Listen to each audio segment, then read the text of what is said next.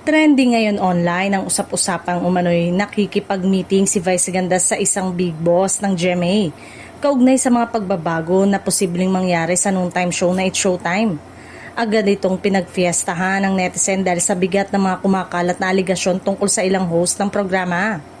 Ayon sa mga ulat na lumalabas sa social media, si Vice Ganda raw ang tanging imbitado sa naturang meeting na umano'y may kinalaman sa posibleng pagbabawas ng ilang regular host ng show.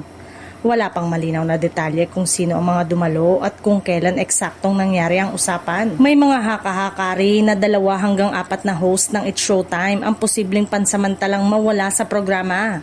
Sinasabing ito ay bahagi umano ng pag-a-adjust habang patuloy na bumabango ng show sa usapin ng production at kita.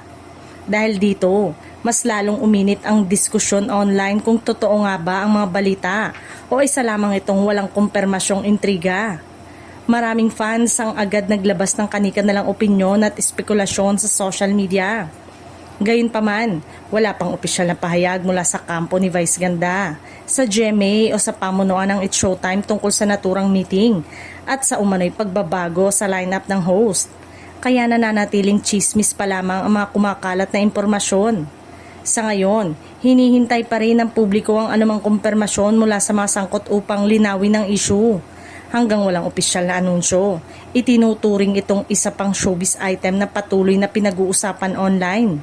Maaalalang nauna nang nilinaw ng singer at host na si Ogie Alcacid. Ang usaping ito, ayon sa kanya ay kahit siya ay walang kasiguraduhan kung kailan mananatili sa programa, lalong hindi naman lihim sa lahat na may pinagdaraanan ngayon ng kanilang network na ABS-CBN.